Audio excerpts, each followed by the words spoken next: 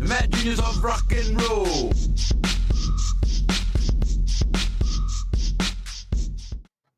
Well, good morning, everyone. Hello, and welcome to the Daily Atheist Morning Show. I'm your host, Chris Mallard. I hope you're having a wonderful day so far. It is Wednesday, Hump Day, the day of humps. I hope you get to do some humping today. I mean, that's life is better when you do. Thank you for joining us today. We're going to talk about some interesting things. We got some new emotes. For one, I want to mention we now have a pickles emote. So if you're a member of the channel or a channel support, channel member, you got to be a channel member at any level, even the $1 level, because we're cheap. You get access to a pickles emote. I will demonstrate the new pickles emote for you. Okay, let me do this for you. Ryan did this. Boop. And there you go. Look at there's pickles. Look so cute. Pickles. I know. Look how cute. And we also have a new Ryan emote. Oh, People have been begging for a Ryan emote for so long. oh, look at that. Well, don't I feel special? Yes. Now I think every member of the team now has an emote. I did have to remove some. I got rid of the serpent. The serpent of knowledge. We still have the serpentina of knowledge. Okay. Erpina, the serpentina of knowledge. We still got her there, but we do need to get some more emotes. So anyway, let me run this commercial. People now, all across the spectrum are calling Donald Trump an authoritarian dictator. He's turning it into an authoritarian state, our nation into an authoritarian state. And I just want to say, at least 6 years ago, me and Andy told you. Today's world is confusing, and there's too much information for one person to make sense of it all. Which credit card should I pay off first? Is non-fat milk good for me? Who should I vote for? Let's face it, if you can't figure out high-interest milk, then how can you be expected to make political decisions that influence a country of over 325 million people? Well, that's why there's fascism. Fascism is the political, social, and economic system for today's world. The Merriam-Webster Dictionary defines fascism as a political philosophy, movement, or regime that exalts a nation, and often race, above the individual, and that stands for a centralized autocratic government headed by a dictatorial leader, severe economic and social regimentation, and forcible suppression of the opposition. Choose this ideology and life will be easy. Did you ever look at someone who uses really big words and think, I wish those libs would just disappear? Well, under fascism, your dreams can come true. Under fascism, you won't have to worry about the pesky little things like brown people or atheists, or who in your country is entitled to basic human rights and who is not. Hint, hint, the answer is nobody. Yes, friends, this truly is the final solution you've been looking for. And if you're concerned if this form of authoritarianism will be up to your high standards, don't worry. American fascism will be the best fascism in the world because it's been endorsed by Jesus. So go out and destroy freedom and democracy by getting fascism today. Paid for by the Fascio Conservative Party, formerly known as the GOP.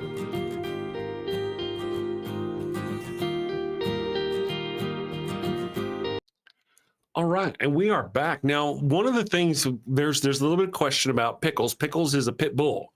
And so Ryan didn't know this, but if Ryan can just get me a headshot photograph of Pickles, I will turn it into the appropriate thing, sends, background, and everything. Now, in this case, this morning, in my haste to create a Ryan emote, I forgot to make it transparent in the background. So I'm actually adjusting that right now, and I'm going to replace l'image.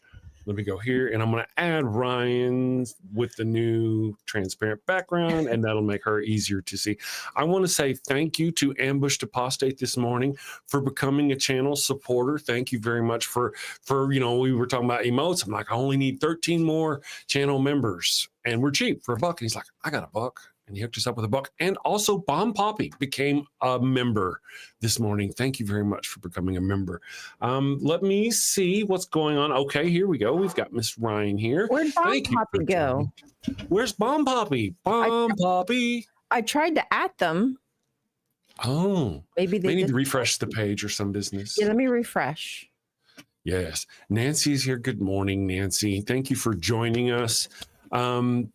Thank you very much. Austin Sims is here. Hell yeah. Austin Sims, everybody's here. I want to say, you'll notice I'm trying to do things. We've got, what do you call them? A goal thing. So I'm trying to get a goal up so I can, to help me cover the costs of the ARC Encounter protest and the upcoming NanoCon. So normally I get a lot of super chats. Anyway, you guys are wonderful. We're just going to count them now and see if it can, help get us there. So I thank you all for that. I'm going to start doing that daily and see if we can hit that number every day. We'll just see if we can do that. Maybe we can, maybe we can't. Who knows? But it'll all help get me to NanoCon and all that business. So I thank you very much. And yeah, there's that. We also have our poll there. Oh, Rock Hard for Doug is actually winning our chat poll today. Rock Hard for Doug. I love it. That's good. I mean, who isn't? The question of the morning is this your first time catching the damn show live? The options are yes. Oh my God, it burns. Nope. Burn me, baby, burn. Or burn me, baby. Yes. And then how did I get here? And then Rock Hard for Doug. Apparently Rock Hard for Doug is winning at this point. So yes, awesome sauce. Let's see here. Skeptic. Yes, Nancy and everybody, all the wonderful people here. We hadn't really got to say hi. You have a lovely shirt there, Miss Ryan. Look at that. You like my shirt? Thank you very much. I'm planning on... I don't know what happened. I have like a little bralette thing on. Like I like wearing, whatever. But That's cool. I plan on refashioning it. I'm just not sure what I want to do with it. Oh, I see. I've seen some of your videos. Yeah. Yeah. I mean, I do kind of just like this, but it's like triple or double X. So it's very large. So at the very least, I probably need to take it in some, but I don't know. I got to think about it. It looks comfy. It actually is really comfortable. I'm not going to lie to you. It does indeed look comfy. Amy Nicole Cervantes, as a lesbian, I approve. She says, "Good morning, Amy. Thank you for joining us." Yes, yes. Simply Secular Dave is here. That is fantastic, Dave. Good. Yes, Dave is right. Dion Lachey, hello. I was finally able to catch. Good morning, Dion Lachey. I hope I said your name right. Good morning. Thank you for joining us. Welcome to the Daily Atheist, fellow burners. Man, I tell you, you guys are all wonderful. So many of you are in the chat. I got to meet the Skeptic. I got to introduce him. I had the honor of sharing the stage with the Skeptic, with Ember, with all kinds of Austin Sims was there. Wonderful people. Austin, I was so hot. Did you get up and speak, Austin? I don't remember if you did or not. I haven't watched the video yet. My brain was mushy, but I certainly would have. I think he did get up and speak for a moment. Yeah, he did. I need to see. I almost remembered it. Some of my brain parts were working, but man, that was, oh goodness, that was something I will never forget. Don't refashion. It looks good now. Stand up and do a twirl. Says Amy Nicole Cervantes. I don't have pants on. Just kidding. I don't either. That's okay. I mean, that wasn't a requirement for this. No, it was not. Never was it.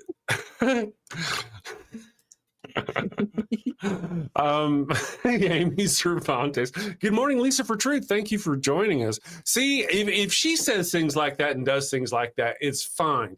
If I say things like that, then it's like an HR issue. Yeah, pervert. I know it, right? At best, all I'll do is I just like shut up. Same. When I shut up, she'll do something. I'll shut up. Chris's internal filter is functioning. It's working. I did. There are many people he doesn't want to get mad at him right now. So yeah. We're good. The Mighty Filbert is here. Good morning, the Mighty Filbert. Thank you for joining us. Austin Sims says, I spoke about how we're all tired and it seems like we take 2 steps forward and 1 step backward, but that we're still making progress, however slowly, even if it doesn't feel like it. Yeah. I mean, we are. Well, sometimes I think about how history will look back on us. Yeah. And look on our circumstances and situations. I'm one of those that thinks about that. I wonder often myself. So, have you ever seen like those pictures of these people who, here's this like Einstein with this other guy, and you're like, wow, it was cool. To them, they were just guys in a room. To us, they're like heroes of a fashion, or, you know, and you never know whenever you're standing up there getting your picture taken with someone like Godless Engineer, you know, and you're like, you know, 100 years from now, they'll be like, that was Godless Granny, Godless Engineer, Ambushed Apostate, all on the same freaking stage, this, you know, or, you know, working the same place, you know, someday. And 100 years from now, they're worshiping them. Yeah, and giving them offerings. I'm just kidding. In the before times, our gods came in the form of humans. That's right. Right-handed Sith is here. Good morning, Right-handed Sith. Thank you for joining us. Amy Nicole Cervantes says #lesbian privilege. Yeah. Heck yeah. Gotta have something. You know, I mean, goddamn, there's not much that we have. We gotta take advantage of every little opportunity we can.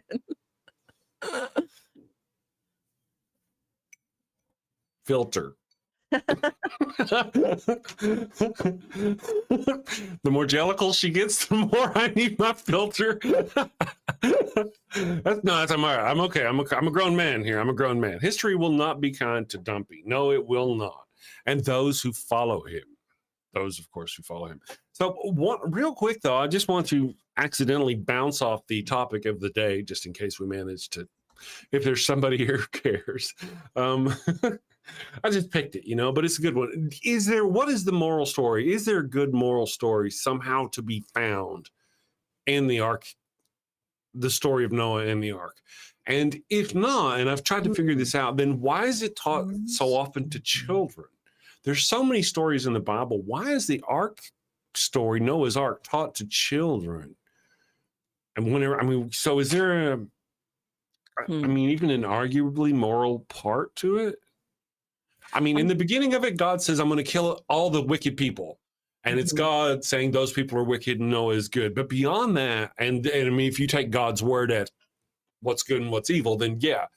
But beyond that, I don't really see anything that you could remotely even laughingly call good or morally. Yeah, I'm finding it difficult, even if I removed the religious kind of part of it and just looked at it as this old story, you know, kind of like we do with Zeus and things of that nature. They're still kind of trying to tell a story, but like, what could you say? Oh, okay, we'll see. Even gods don't know how to do things the right way and destroyed his own creation. So see, even gods get angry and do things bad. I don't know. I mean, I don't know how else you can put that in a moral way. How does, I mean, okay, we where we are in today's life, we see it for the drowning of people, the genocide that it was, but they, I think, often teach it to kids, as Amy said it here, most appealing to kids because of the animals and the cuteness of the animals in the story.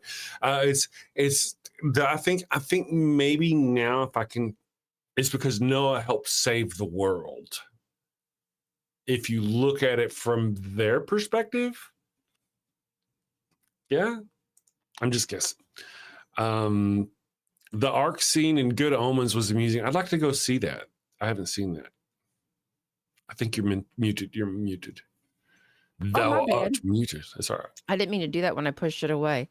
I think my issue with the Noah story, at least from a former JW perspective, is I did not know until I read it for myself. Like, I don't know, it was like 2 years ago when I read the story, like with my own little peeps. I peeped in there and read through it. And I realized that there was no point after God told Noah that, hey, I'm going to destroy everybody because they're evil, where Noah went to go tell people like, hey, I got this opportunity. We were actually told like people were mocking Noah, making fun and doing this, that, and the other thing. And then when you go to the story, he basically just gets to work. As soon as God tells him, he just starts going chippity chopping down that wood and getting his sons to do all this weird ass building for him and collecting animals. There's never an opportunity to save people. Right. So they apparently never even try. And in this case, he doesn't even try to talk God out of this coming flood. At least in Job's story, he tried to talk God out of it. He's like, God, if we can find like 10 decent folk. Oh, Abraham, yeah. Was it Abraham? No, wasn't it Lot? Abraham, before he went to go destroy Sodom and Gomorrah where Lot was, Abraham got him, he whittled him down to 10 people. It was Abraham, yes, not Lot himself. But yes, absolutely. At least Abraham did that. He was like, hey. He tried, right? He had a conversation and tried to reason with God. And I don't understand why, if you have a relationship with somebody, right? If they tell you to build a relationship is compromise. A relationship isn't just one way. And if it is one way, it's really not a good relationship. Right. I think that we all could agree on that. True. I mean, it depends on how broadly you define the term relationship. Master slave is indeed a relation. You know what I mean? Right. But the evil God monster and worshiper wouldn't keep you. But the loving relationship. I mean, they tell you that he's supposed to be your friend, and you put your burdens on him, and like all the things he's supposed to do for you as a loving parent. That's not a loving parent. Like if you can never ask your parent for things or to, like. Right. You're right. That's a property. That's an ownership type relationship. Yeah. Either way, you're right. Oh my goodness. We got a lot of cool people in the chat. Are you seeing who's there? There's KC is here. I know. KC is here. KC is here. Dade Murphy is here. Allie Bree is here. C2 Ocean is here. C2 Ocean. Cool name. I don't recognize the name. Thank you for joining us this morning. Dade Hudson is here. I hope you had a good movement this morning, Dade. Not Dade. Sorry. John Hudson. I hope you had a good movement this morning, John. Good morning, Dade. How are you doing? All the cool people are here. Let's see. Dragons in Genesis. If they left Noah's family off the ark, they could have saved more dogs. Wow. I want to see Noah's Ark, but it's just a bunch of dogs. Yeah. There'd be a lot of butt sniffing. Drewzilla is here. Oro Pyre is here. God is the underlying catastrophe that Noah had to overcome. Yeah. That's not wrong. I mean, in a way, that's very not wrong. Good morning. Kelly Laughlin is here listening, stalking. Caitlin, we are doing really good. Caitlin Chloe, KCA is asking how we are doing this morning. And Caitlin, we are doing fantastic. I hope you and John are doing wonderful. I caught part of his show yesterday as the evil one was coming home. I was doing something. I'm crazy off doing something. But Deadpool 007 is here. Thank you for joining us. Leo Mojo. Wow, that's a name I don't recognize. Hey, what's up? First time here, long time listener, first time caller. Good morning, Leo Mojo. They just come to my channel, I think, not too long ago. Really? Well, thank you. Yeah, we appreciate you. Welcome. Yeah. Thank you for joining us this morning. Goodness gracious, a lot of folk are here. Nikki is also here. Good morning, Nikki. Okay, let's talk about.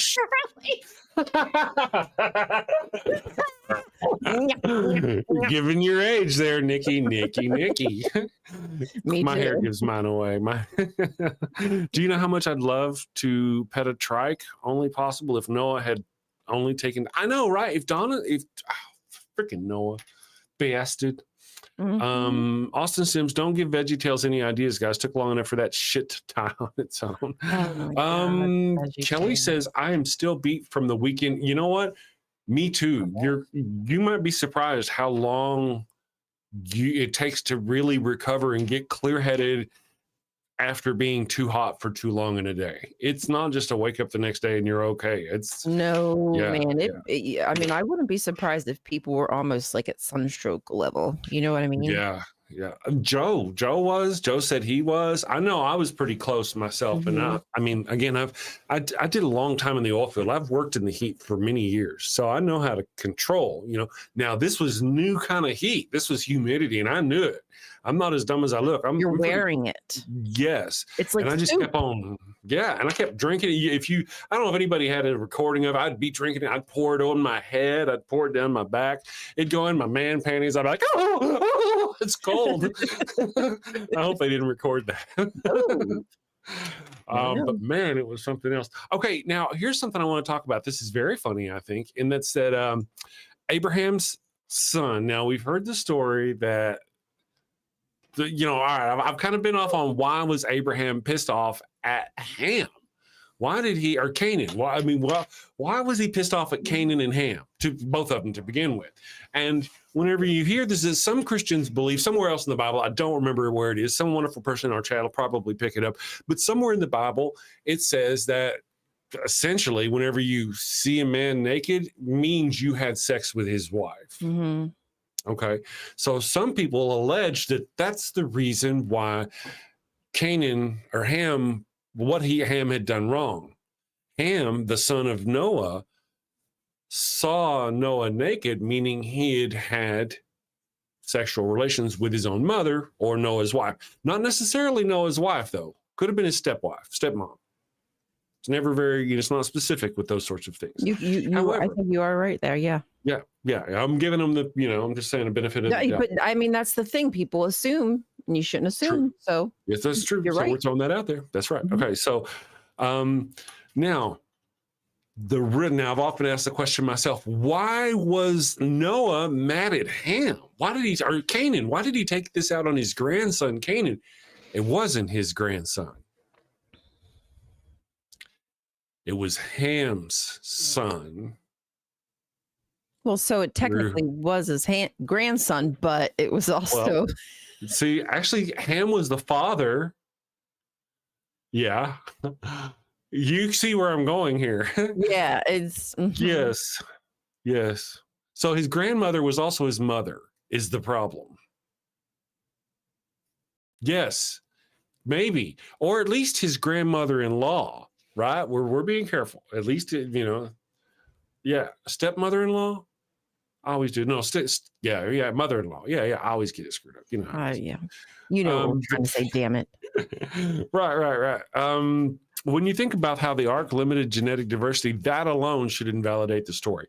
Now, here I'm going to go. This is going to be fun, guys. And pardon me for not really being good to keeping up with the chat as we go through this, because I'm going to talk a lot. But I'm going to play the God's advocate here for the ark story. Okay. And I'm going to start with one of the things I heard somebody say somewhere along the way. And they were like, did you know all the CO2 buildup from just the animal farts alone would have killed all the animals in just a day or some business? I don't. Yeah, there was, there's all kinds of reasons why Noah's Ark would not have worked. All right, but we'll just use that one. Too much gas from or whatever. But I'm God. I can just magically make that stuff not exist all of a sudden. I mean, right? If God were the creator of the entire universe and could do anything, then that situation would not limit him. In fact, this whole notion that how could he get all the species on the ark? Well, maybe because God is God, the ark is actually more like the TARDIS. So once you take it inside, because God. More like the fartus. I totally get it, girl. But I mean, if you're going to throw some reason at it, we can throw some sort of reason at it. This makes I think the point I'm trying to get at is I would make a better argument as an atheist for these things than these people make for their own. I mean, it's crazy. John Hudson, this story stinks. It does. Yeah. Again, it does. And to know that story, one story, pretty much tainted a large portion, and still does, of our history till this day. I guarantee there are people who still believe in the curse of Ham or the curse of Canaan, what have you, and that dark skin as a curse, just like the Jehovah's Witnesses used to teach, just like the Mormons used to teach. One damn story. Yes. And it's one damn story they used to base racism on right out of the Bible. Not for the wild. It is absolutely crazy. Just the Tarkus. I dig it, Bomb Poppy, the Tarkus. Yeah, I mean, here is Dragons in Genesis. Thank you for putting this up there. Jason says, can you imagine the methane buildup turning the ark into a giant stick of dynamite? Bluey. But this is God. The methane would just magically disappear because God. Right? I mean, wait. Right.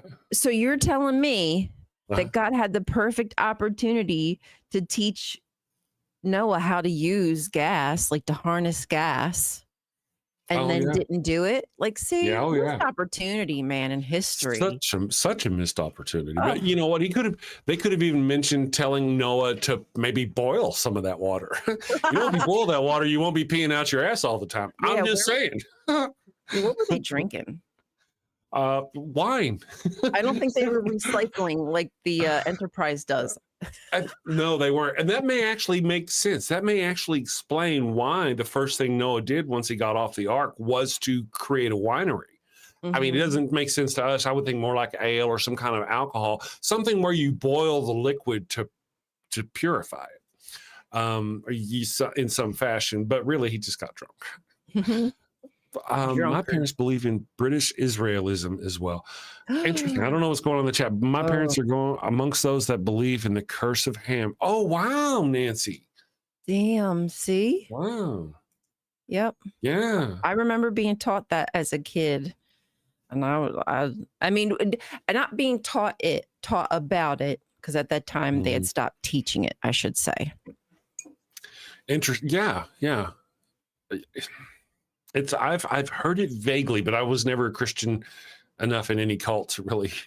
There's this anecdotal story that was printed, like, because our founder, Charles Taze Russell, he bought a printing press, so he was printed. That's how he was propagandizing people so quickly. He was just writing stuff and printing books and pamphlets and stuff. And one of the anecdotal stories that they told in one of their magazines was that a Black person prayed hard enough and that his dark skin was turned white. So that there was this idea that you could change from being cursed, evil, what have you. You know, I don't believe this, y'all. You know, I don't believe this, but into the pure white human. Yep. Printed in a magazine. Wouldn't surprise me. Would it not surprise? I would not be surprised. Here's another little tidbit. I really do appreciate you. Really says, I appreciate you. Really says, but all the grape plants had been drowned. All vegetation had been drowned. Logically, it would tell you that surely it would take months at least for them to plant grapes and grow them and all that business. But God, people, you're not taking into account God. Imagine standing there, Noah gets off the ark, walks off the ark, and out of the ground magically sprouts a big, huge, pre-made vineyard. God, people, you're not working with me here. God, he can do anything. I'm sure Bree could tell us probably how long it would freaking take for land to even be viable to grow anything after being so salty and right. Whatever it has in it now. I don't know. Yeah. But God. Dead body, anyway. You know what I'm saying? Like dead bodies, if you really think about it, there'd be dead bodies sprawled all around and decomposing. And so there's going to be a lot of stuff to, I don't. Yeah. Have y'all not seen Star Trek, The Genesis Project? In Star Trek, The Wrath of Khan, they fire this missile at a dead moon, and it turns this moon into like a paradise in a matter of seconds. I just figure, I'm just saying, if a man could imagine it, and there was a real, she's just trying to get me to stop talking, and there was a real man. My vagina is trying to eat me from the inside, you guys. No, that's all right. Sorry. Anyway, in that show, I'm just saying, if man can imagine that, why couldn't God literally create that? So whenever Noah and them stepped off the ark, much to their amazement, and they watched it unfold before them, the green grass started appearing and animals just popped into existence because he can do. I don't know why he would do that. Why would he do that? Why would he do that if they made them save all the animals? I don't know. That would be stupid. I'm losing here. It seems as though there's no way that God could be omniscient. Like know everything, right? Like be able to know. Isn't that the one where he knows like all time? Because if he did, then he would know that like that was such a mistake. Like you really just wasted all your time. It's like he doesn't have the human forethought. Like that's the one thing humans can do. Like, okay, if I take this action, what will be like the domino effect? It's almost as if God never considers that. Yeah, God didn't really think a lot of this through. I'm just saying. No. And you know, something that I was thinking about, does God no longer have a garden that he chills out in, that he likes I to go don't to? know. Right. Once he kicked them out, yeah, does he, or did he create more humans and they're actually still there, mindless mind and body slaves in a garden somewhere tending it, and we don't know? Or maybe that's where the Neanderthals came from. Oh, they were the ones who came from God's garden and got kicked out. Very interesting. I don't know. That's good thinking, though. There's a lot to it. Lieutenant John, didn't God regret making humans? I don't know. You would think somebody who knew the beginning from the end would know, hey man, don't do that. His heart, he felt it, he pained in his big old God heart. He was regretful that he made us. Yes. That says a lot. Yeah. You know, not only was he regretful, but when you listen to him talk about humans in the book of Genesis, I mean, we are crap. We are shit. We are disgusting. He does not like us. Every thought from childhood is wicked. That's what God tells us in the book, in that book. That's how they justify this. Now, some of you out there, like me, are atheists who tend to engage with Christians on this matter. There was a time whenever I was kind of first really coming out loud and proud about an atheist. I had a client. I was doing IT for my own business. I had a client, and one of these my biggest client, in fact, we were having this discussion. And we were working at it about whether God is good and whatever God says is good or whatever God does is good, right? Just because God says it. And I'm like, right. So the children who were drowned by God during Noah's flood, they were wicked and they deserved to be drowned. And this woman, white, older Christian lady, without missing a beat, said, absolutely yes. Oh, they deserved it. If God did it, they deserved it. Oh. And I was like, okay, that ended the conversation right there. That was the end of the conversation. Where do you go with that after that? I mean, outside of just from that point going, well, you're just a shit fucking human then, aren't you? Yeah, what can you really say? Your God is to have a conversation beyond that because they don't have any compassion. Yeah, I mean, I was a little surprised by the directness of the, well, damn, you know what? Who cares? Demons are escaping. Wow, I hate it when that happens. Good morning, Trip. John Hudson says, oh, what's up, Ember? Hello, Ember. Ember, good morning. Weird Ideas are your stock and trade. I want to mention, my friends, I will be on Truth Wanted this Friday, 5 p.m. Mountain Time. I believe that's 7 p.m. Eastern. I believe. They don't have a link up yet, but I got a message the other day and we're going to do the thing. I'm very excited. I'm going to get to be apparently this time with Dan. I get to be on the show with Dan this Friday, and maybe we can talk about aliens and stuff. Ooh. Yes. Ooh. Or the whole, I'm really down with this whole, are we inside a black hole thing?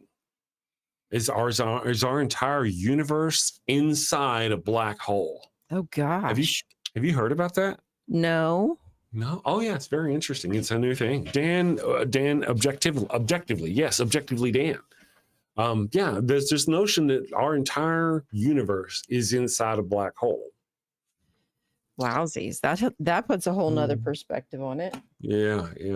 Now you would think, like, if there's a tiny black hole like the one at the center of our galaxy and you were to fall into it, there's this spaghettification, you would be destroyed and all that. Probably getting across the event horizon would be bad physically. So, but once you got in there, what would you find? Maybe we're just reconstituted bits from the other humans who accidentally got sucked into the black hole. I like that thinking. That's some good thinking right there. We are on the dark side. But what if, imagine in another galaxy, another universe, okay, imagine another universe, you had a star that's about to collapse in on itself and become a black hole. And it's really freaking huge. And so there's the instant before it collapses, and then there's the instant after it collapses. Once it collapses in on itself and becomes a black hole, from that universe's perspective, it became a black hole. From our universe's perspective, it became the Big Bang. That's what happened whenever that star collapsed from if you will, I'm just kind of using an analogy based on our universe and what we know about black holes and stars and all that business, presuming the actual whatever. But you get me, right? You're picking up what I'm putting down. So Neil deGrasse Tyson. That's a very profound thought. That's a lot for my brain. Yeah. So the Big Bang was actually a black hole collapsing at the beginning of a black hole. My head hurts. I think I'm going to have a nosebleed. For real, man. Daily Atheist Morning Show. We're just what's that? We're just a teensy tiny little speck, man.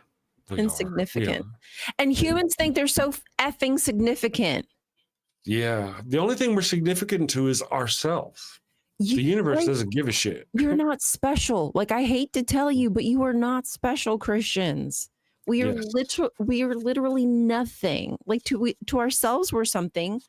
You know, I get that. As I'm not saying that we don't mean anything. Like, our life doesn't mean anything. But to a all powerful being. Right. Yeah. And I mean, especially with all everything in the universe and all the galaxies, most people have no idea how many galaxies there are. And this one creature that created all of this gives a shit about us, cares about what you do with your penis. Or we could even say with each galaxy, maybe there is a creator then, if that's what you want to say. So there you go. There's millions or whatever the hell many there are of your kind of creator, your gods. I see. So a race of gods that just started each one. Oh, well, you know, whenever you think about it, which group of religious people is it that believes that they each get their own planet? They become a god of their own planet. Is it Mormons? Is it the Mormons? I think they have some kind of planet thing. No, not the Jehovah's Witnesses. They used to have some. No. Okay, thing, but I think it might be Mormons. Get a planet. Somebody will tell us in the chat. Nancy said I was adorable, and I've been on cloud nine ever since. That's right. Mormons. Okay, Mormons. Yeah. So each one of them is going to get, let's say their God is real and they just underestimated it. Each Mormon gets his own universe or galaxy. Gets his own galaxy. There you go. Gray old dude. Morons. I mean, Mormons, he says. Good morning, Gray old dude. Thank you for joining us. Be the butterfly and create a hurricane. That's right. The skeptic says, at the same time, we are special because we may be the only intelligent life in an ocean of 2 trillion galaxies that we can see in our patch of universe. And we have the power to do right. That's an interesting thought. The skeptic, fantastic thought. I, if I'm correct in the understanding of it, it is statistically impossible that we're alone in the universe. Yeah. But that's okay. Even if we're not, and there is another intelligent and it's so far away, it wouldn't matter. We may as well be. Right. However, I'm one of those that believe we are surrounded. Life is all over the place, at least in our galaxy, based on the circumstances. There are some things that happen in entire galaxies that preclude the life as we know it. There's like black holes that are at the center of their galaxies that have these huge radiation outbursts that would kill anything we've seen it on these mega scales where they've got a black hole at the center of a universe or a galaxy that will have this trail extending out thousands of light years, millions of light years. It's just huge. But there's just some places that life don't and some places that life do. It's just, it's so much for my brain to comprehend the infinite. How infinite of an expanse. It's like if you were to give me $1 billion, it would be hard for me to comprehend how it would I would never have to ever worry ever about, you know what I'm saying? Like there's just things like your mind can't comprehend. Yeah, can't wrap around it. Galactic jets expel hydrogen. If they ever find life, creationists will deny it. Way to go. That's probably true, Bob. You're probably right. Who wrote the Urantia book? That's all you need to know right there. I'm not familiar with that, Kelly. Are creationists against other life? Or are they open to it? Because I know Jehovah's Witnesses are open to it. I don't know. I guess, I don't know. We'd have to ask some people. Are there any theists in the chat that would be willing to wonder? I always figured it would be the same God. But see, there's the problem. We don't have two examples of the same religion on this planet at all. Math is a great example. Science is hard sciences are a great example of how truth is truth. 2 + 2 is freaking 4, stuff like that. I think it was Christopher Hitchens who said that, if religion were destroyed today, it might come back, but it would never be the same religion. And we got examples of that all over the world. They're all different. And I want to put a finer point on that, even within themselves, Christianity, looking at you with your 14,000 different denominations, even within themselves, they can't figure out that there is they're one unified message. So to think that we would run into an alien race and they would rock up with a holy Bible, with a message of Jesus coming to their planet and teaching the same thing, might have ended differently or whatever. But to think that the odds of that, when that didn't even happen on our own planet, allegedly, I've heard some people when I was a kid believe that during those 33 years when Jesus was gone, he was around the world ministering to Native Americans and Polynesian people. I'm like, now as an adult, I'm like, yeah, that doesn't play out. There would be records of that shit. So I want to catch up on something. I'll let you go for just a second here. I'm going to let me see something here. Somebody mentioned something in the chat. Oh, I know. What was I going to say? I think it was about the whole alien thing, but I don't remember. Oh, well, if aliens rocked up, what if the aliens said, like, no, hey, that Bible, that's actually nonsense. We've got like this really special sacred document, right? And they can therefore like prove, like they can have not magic, but you know what I'm saying? They looks like they have superpowers because they're more technologically advanced, so they can do things that we can't to prove their God. Would Christians go for it? I wonder. Yeah. How many? I feel you. I think it's not a would or an if, it's a how many would go for it. You're right. There are some out there who are waiting. Their story tells them their Lord is going to come to the earth. It really kind of, for any theist out there, or at least a Christian, to not believe in aliens, to me, is kind of nonsensical. Your God is an alien. Oh. Angels are aliens. The host of heaven, they're all aliens. God, Yeah, I mean, if you go by the definition, they ain't from here. Yeah, God. Now, in the beginning, God created the heavens and the earth. What's in the heavens? If the angels and the host of heavens are in the heavens, then therefore the heavens and the host that are in the heavens were created before mankind.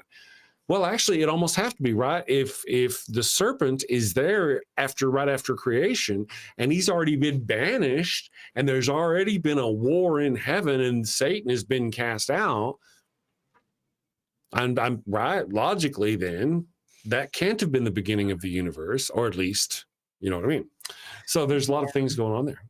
There is a lot. There's time unaccounted for.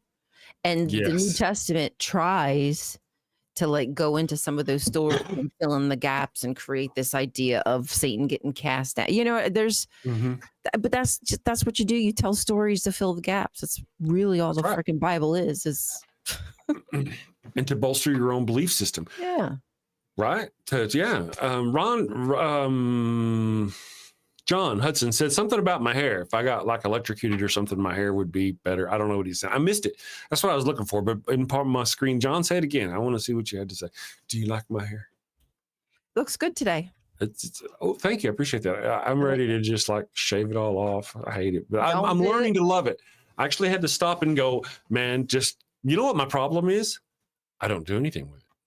I don't do any. I wake up, I'm like, it don't work. So this morning I got in there and I did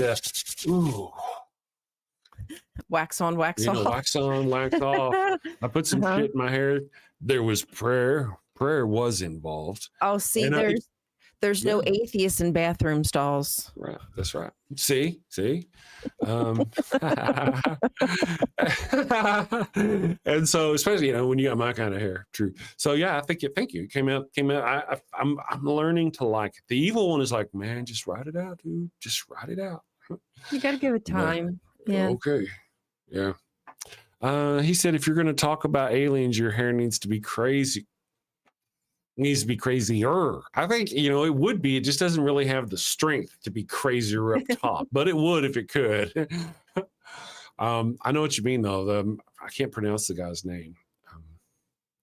You know who they're talking about? Aliens. The guy from. Oh, yes. Yeah. That guy. I don't know Aliens, his name, but he's always on like that Zeitgeist trip and stuff. Yeah. Snuffleupagus or some business. He's got a really cool. That humans could build the pyramids, and thinks that so much of that stuff. Ancient aliens, that sort of thing. Yes, ancient aliens. It really annoys me. I started when I started to deconstruct, I was like, oh, let me look into that. And my just radar went off. I don't know how people's radar don't just start going, no, we can't just, you're just taking God of the gaps, really, and now making an alien of the gaps, in my opinion. That's maybe a lot of simplification, but it feels like that. That's true. And here's the thing. The difference to me, the difference to me is one of them is actually possible or plausible. It's actually, now I'm not going to go over all of it real quick. I'll just briefly state it's actually, in my opinion, possible because the universe is 16 billion years old. Our sun is 4 billion years old. That means that other planets and entire solar systems have lived and died in the time that before we were even created. So if they're out there, it is indeed possible that they could have come throughout our history and affected mankind. It's possible. I would need some reasonable proof. Now, I used to be like you. I was a curious, at least as a kid, when I was like 12 or 13, I wanted all this stuff to be true. And then whenever I was in my 30s or 40s, whenever the YouTubes came out and I started learning stuff and watching videos, I was like, man, let's learn some stuff. And I saw all these things showing ancient aliens and all that business.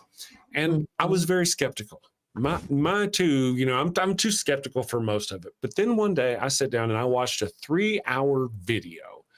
And that 3-hour video blew the shit out of every one of those ancient alien things. It's like, have you seen this one where they talk about this pilot etched into stone where he's got the mask coming up to his face and all that? Ship. Yes. And they're like, this is actually the tree of life. And what's happening is this and this. And you're like, oh, shit. Yeah, that really, it makes so much more sense when they tell you, when they break it down and what it really is. When you actually study iconography, when you take it seriously and try to understand the culture and the context of it versus trying to have these presuppositions or whatever you want to call them, that an alien had to have done it because brown people can't be that smart. Well, there's that too. Yeah. I just think that if it were aliens, they would have done more. There would probably be some evidence. I just think, give us some credit. So aliens come down here and tell you how to do all this magical stuff, but they don't give you paper. They don't give you an iPad. They don't stop. Yes. Yes. They come here on their ship and they say, here you go. We're going to show you how to build a big old building.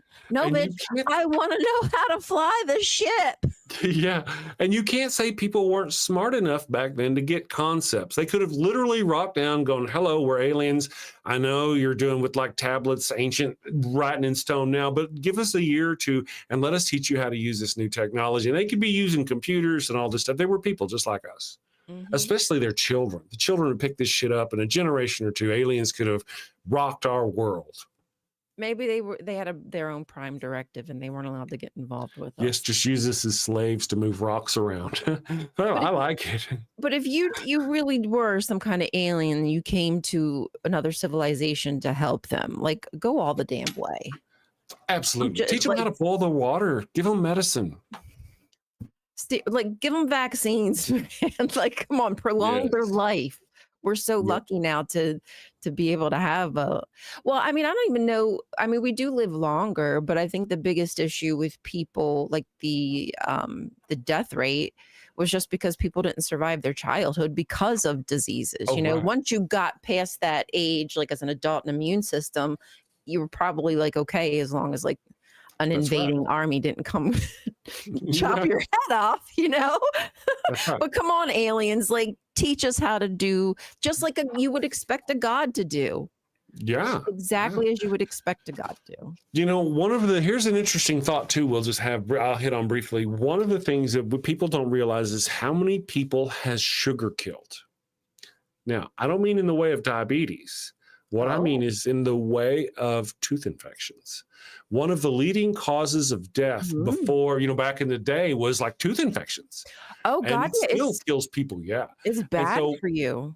You can look at skulls from regions that did not have sugar, or like England before sugar became a popular area, or parts of Europe before sugar was available. And you can see how their dental care health was so much better in these corpses that had passed. But once sugar came in, the thing. So we can always talk about diabetes, but how many people have actually died because they had no medical care? Their teeth just rotted in their head to little stumps, that they'd get the infection, an abscess that would blow up. How many people died from sugar alone?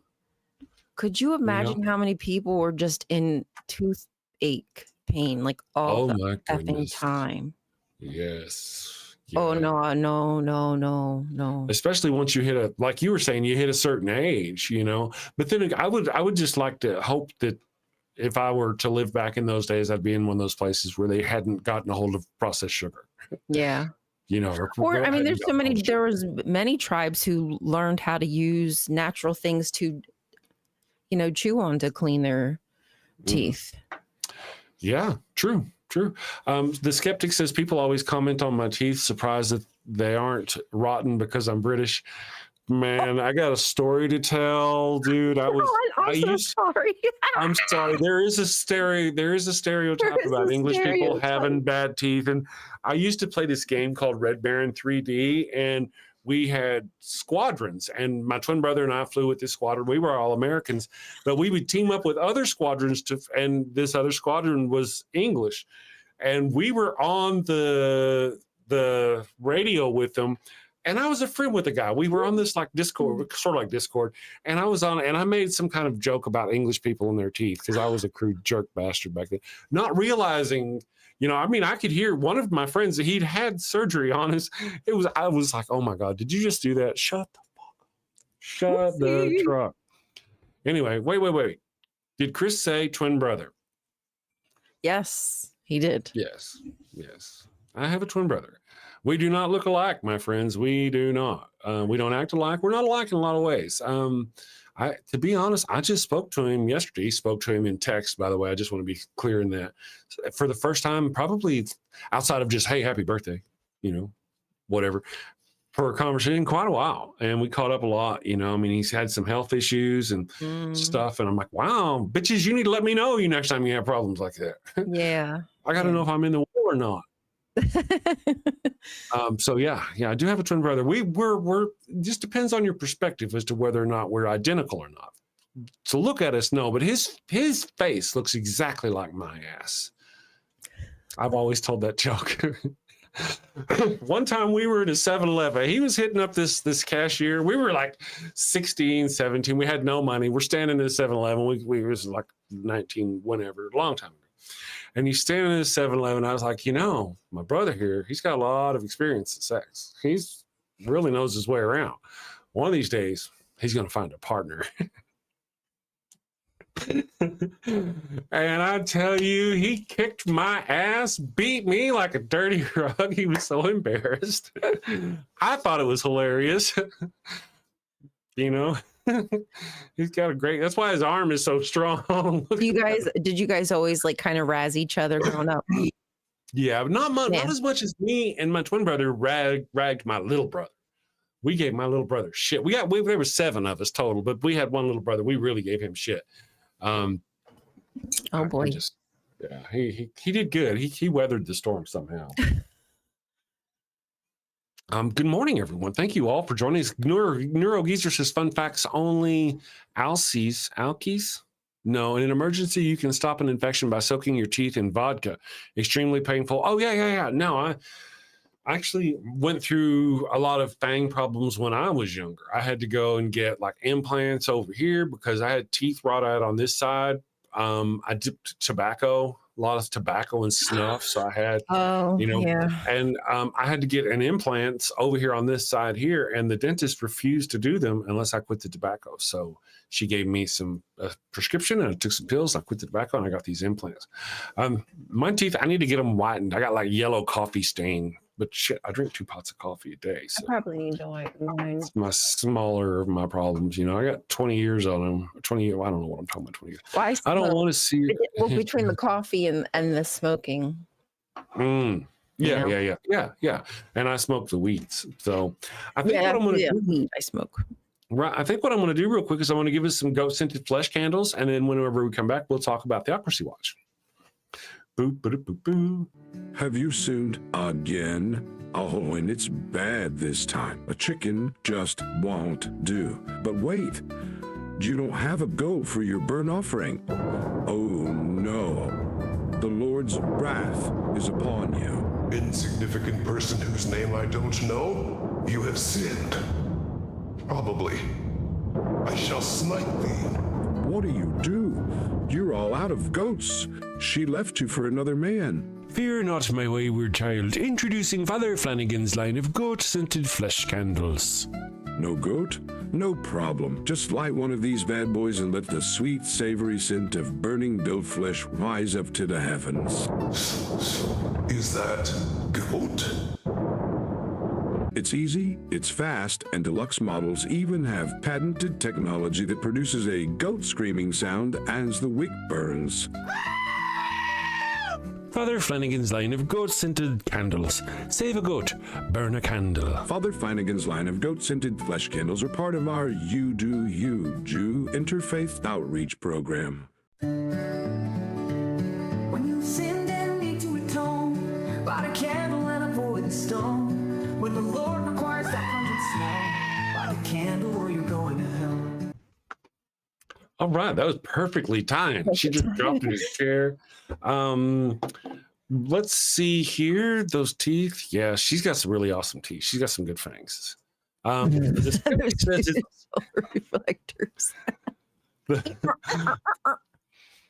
the skeptic says it's 10. John says it's 10 a.m. here, and I'm on cup 2. John, for those of you who aren't necessarily familiar with me and my weird ways, I usually get up at about 2:30, usually before 3 a.m. in the morning.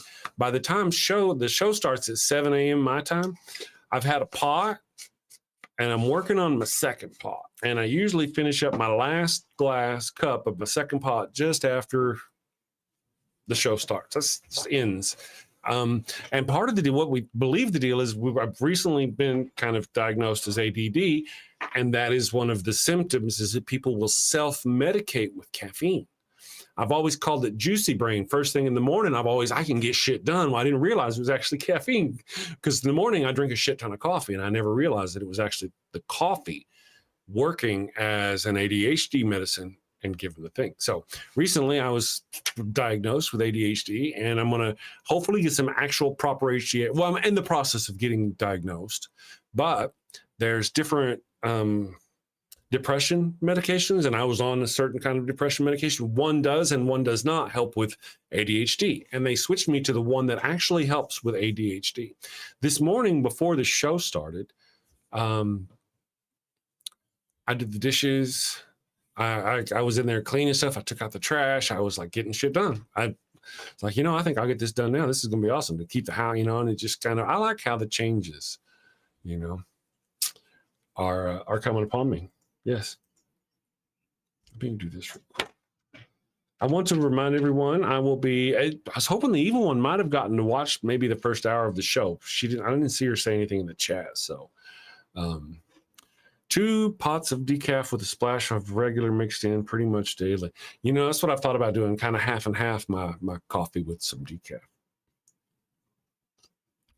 Jesus unfollower, good morning. I'm on my one and only cup of coffee. Some people it gives the anxieties. Don't you have the anxieties? You got all big, girl. Did you zoom in? Yeah, every once in a while, my thing, I might have to leave and come back, guys. Sorry, You're I'll be right back. Yeah, us being dumb. Be right back. That's all right. Yay, it's just us. Finally, I have control. No more female telling me what to do. Yes, I, the amazing Super Chris. Ha! That's what she does when I leave, right? When she's alone, she's like, hey, I got the show. Chris is gone. Ways to Human says I drink 0. Oh, she's back. Dang it. Now I gotta show. Am I okay? You're okay. Yeah, because when it's zoomed in really close like that, we can't see your cleavage. Well, because on my OBS, it did the same thing. My camera keeps getting smaller. I don't know why. But as long as it's okay, yeah, I see it's fine. So it appears okay now. Doing good. Ricardo Gomez says, I love coffee. I didn't realize coffee was such a fascinating and polarizing topic. Good morning, everyone. Ways to Human says, I drink 0 coffee. It makes me too regular.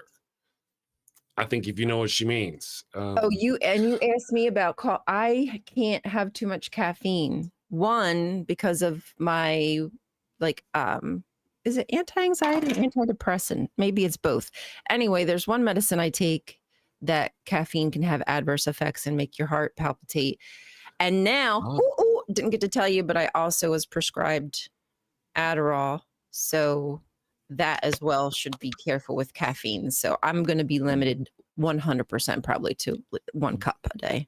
When do you start your... I started it yesterday.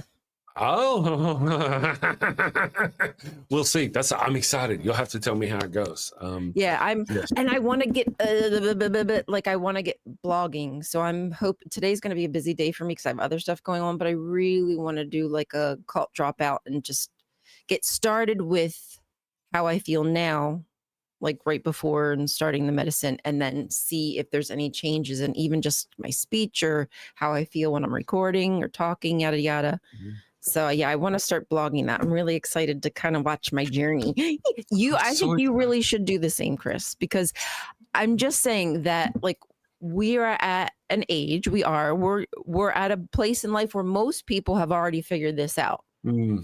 Just because of science and, all those kinds of things. And so I think it's important that we show the other side of it, that you can still like get help and improve your life regardless of age. I think that's wonderful. We should create an atheist ADHD channel. There you go. Sure enough, why not? There you go. Yeah. Because, once we get our ADHD medicines on board, because I've thought about the same thing, but I've got so many things on my list of to-dos once I get my medicine that in one way I'm like, I don't know that I'll be able to do all that stuff. And another way I'm like, man, you need to throw other shit on the board. John Hudson says, I'm in. He's all about the medication is a good thing. I did see a video about a lady. There were people who had problems, who've become addicted to Adderall, and it's become an issue. Yes, and then I watched addictive. I watched a video on it this morning with a doctor, and he was like, well, here's kind of the crux of the matter. Some people need it. They have a deficiency in this part of the brain. If those people get it on the regular, it is good for them and it helps them. People who don't have this deficiency, if they get Adderall, then they've got an excess and they become addicted to the excess. And that's kind of why for us, it's kind of okay because we're special and we have less.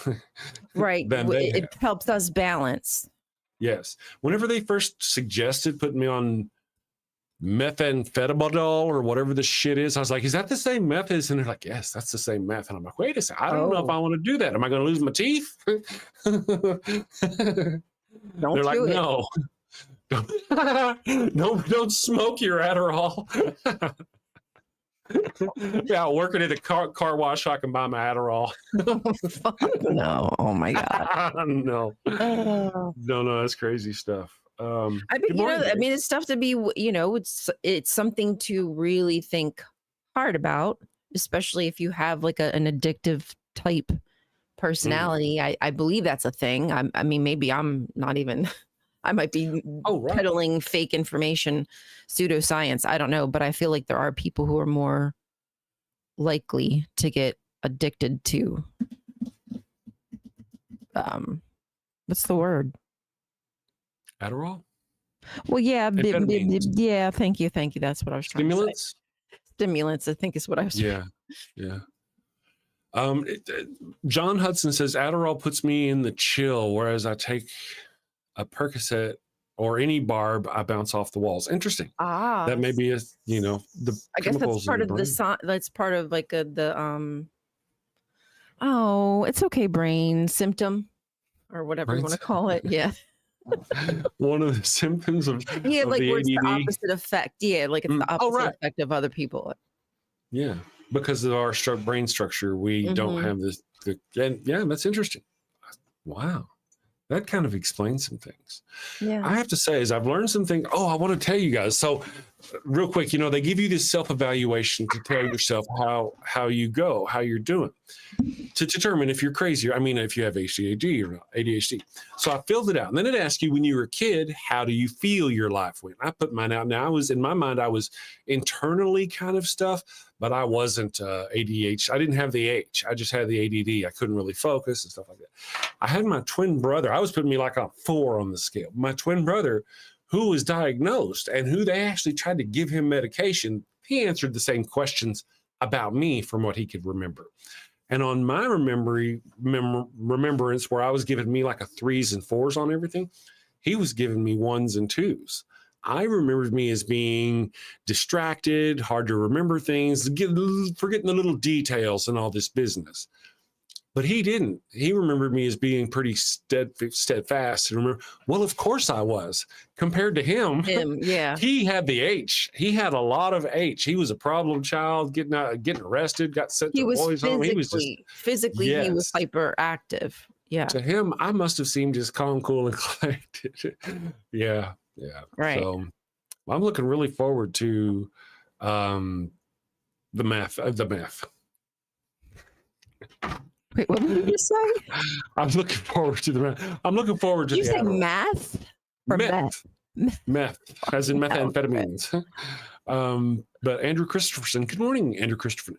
Can you get addicted to Adderall? I don't know. Maybe it works with me, ADHD. That's kind of what we were talking about. You kind of slid in a little late, I think, is that we were talking about for those people who have the deficiency in the brain that requires Adderall. Not normally. It kind of works out pretty good for them. For those people who don't have that deficiency, they get an excess of those things, and it probably lends to the thing. And John Hudson is probably well more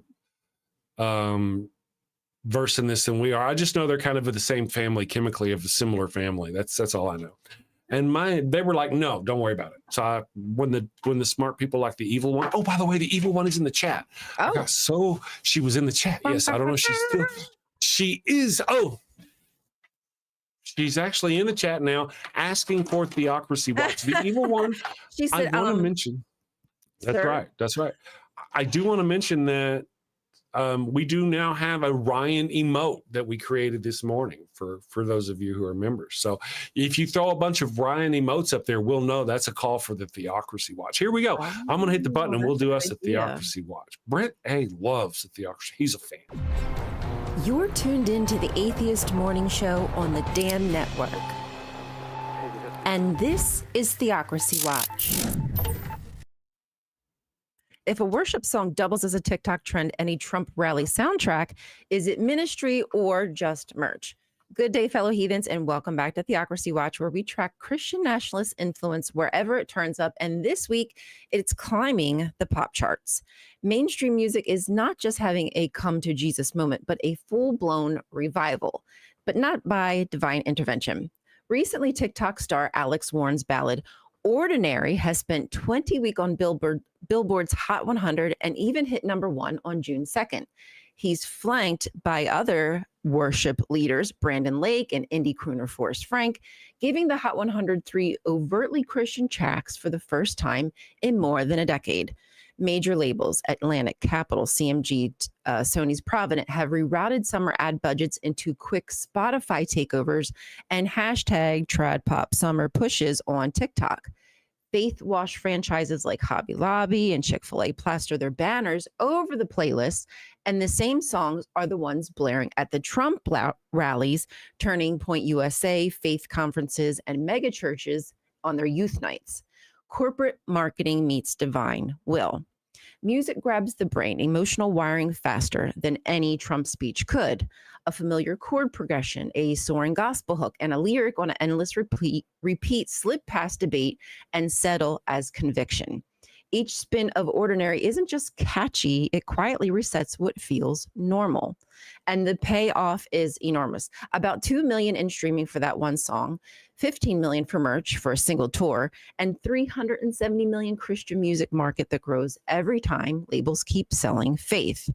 Those same corporations bankroll the wider trad lifestyle, flooding TikTok, Instagram, soft focus reels praising domestic obedience, submissive mom how-tos, sponsoring devotionals, and merch drops that are wrapped in Bible verses.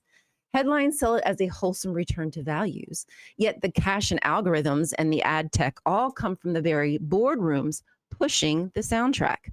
TikTok clips, country music's MAGA makeover, and a post-2024 appetite for faith branding are amplified by that money and influence. The public sees only the polished revival markers they want them to notice. The voices rallying against godless Hollywood still cash those royalty checks from the studios they condemn, singing hymns of Christ-like love while cheering on alligator Auschwitz and the steady erosion of civil rights. The more Christianity is mined for political gain, the farther it drifts from the carpenter who fed the hungry and freed the captive. Proof that their profit-driven piety rings hollow. So stay aware and be very mindful of what's on your feed. That's it for Theocracy Watch. Have you guys heard the song? I have to ask you this because that song, Ordinary, that's what drove me to want to just do a little research. That song, Ordinary, was stuck in my head for weeks. Really? Please, somebody in the comment section tell me. And that might be part of me just being online too much, quite frankly. But I also have this thing where I spin songs. I don't know if you do that with your ADHD, but I spin songs like on repeat. And for whatever reason, that was the song I clung to, and it was just in my head. Yeah. I do that. Yeah. What is this? What was the song called? It's called Ordinary.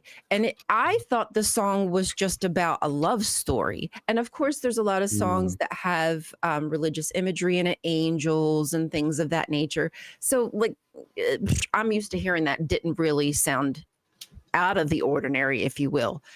But then I realized after doing the research that this is like a Christian bop type song, and it is intermixing that marriage of faith and relationships, but also like your relationship with God. And the lyrics are just, I actually just thinking about the lyrics, my hairs on my arms went up a little bit because it's a really catchy tune. Right. I hadn't heard of it at all, but I do the same thing. I get them stuck in my head and I listen to them over and over and over again. Wow. Yeah. But you're right.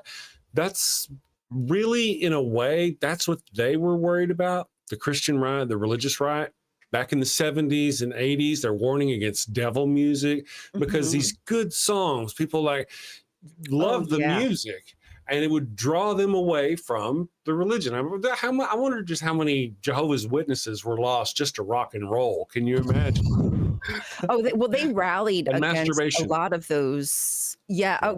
But they pointed that out in many of their talks about like the kind of sex that they talked about, and even in their music videos. And we weren't really supposed to watch MTV and VH1 because music videos were overtly sexual. And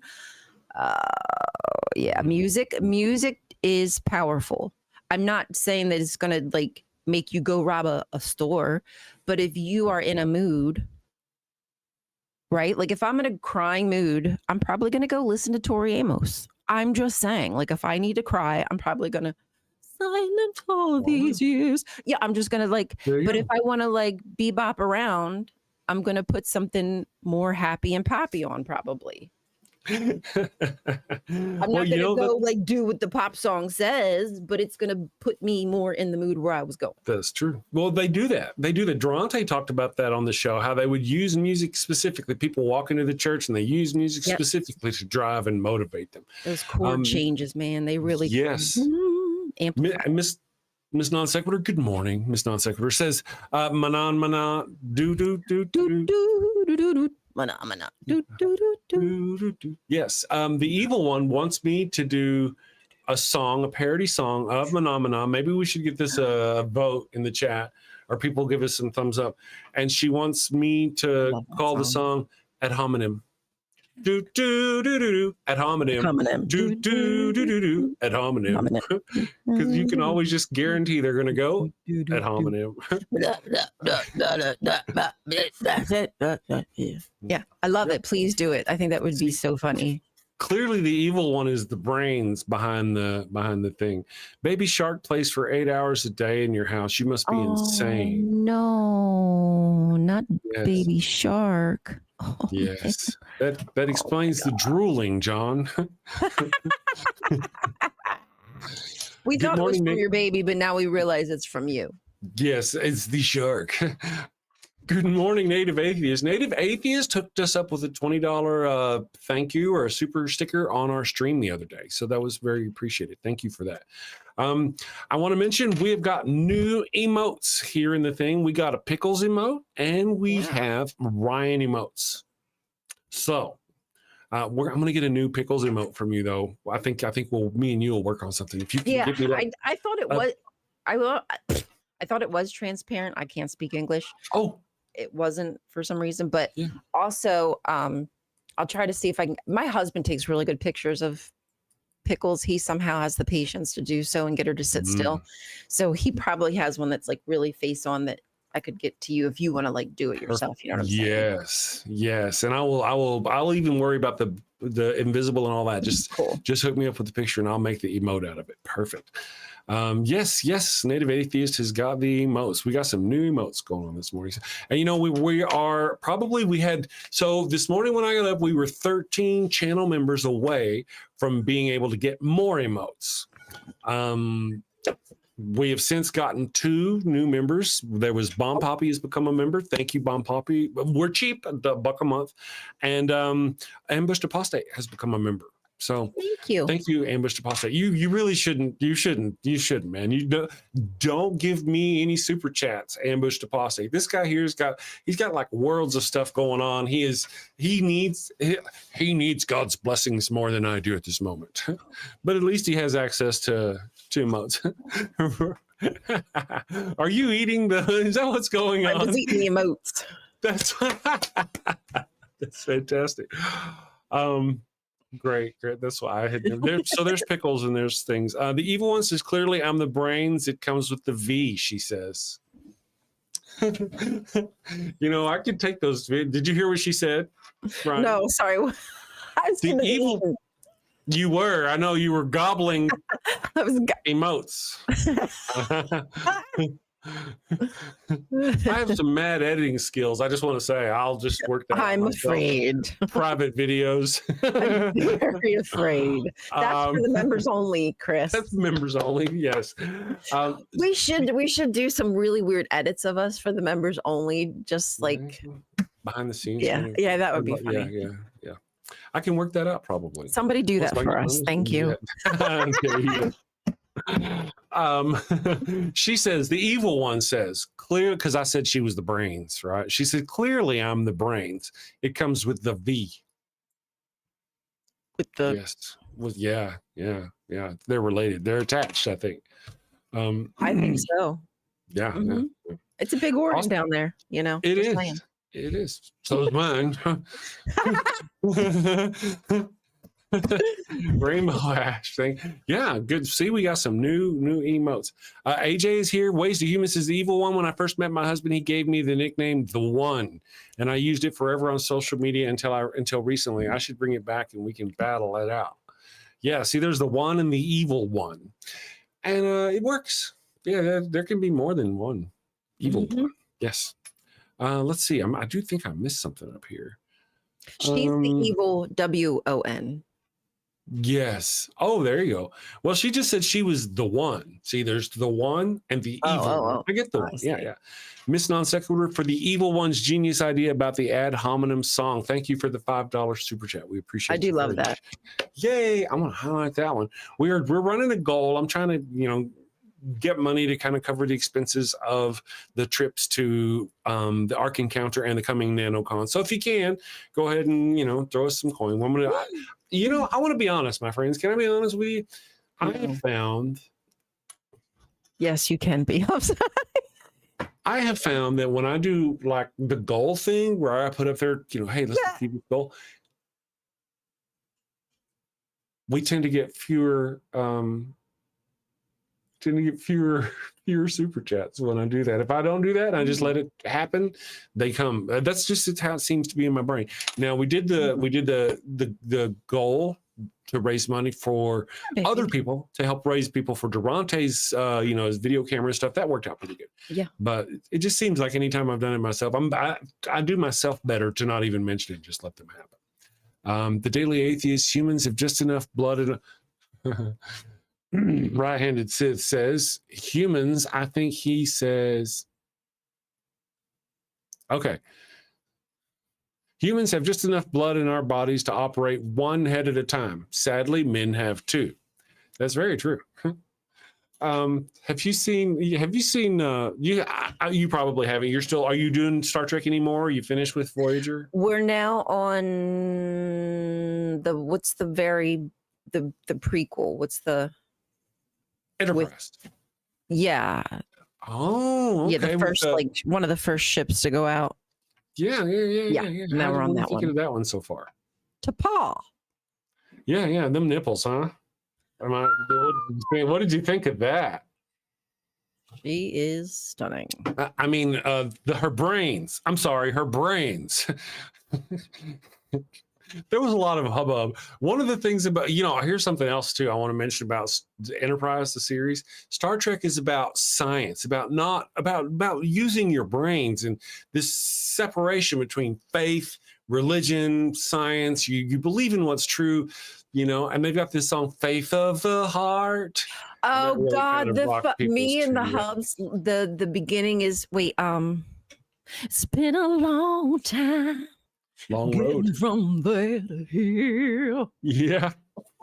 And we just look at each other and we just sing it because it's so cheesy. It's like the cringiest 90s style. Like it just reminds me of like everywhere you look. The Friday, the Friday fun. Yeah. There's a heart. Yeah. Anyway, sorry. Mm-hmm.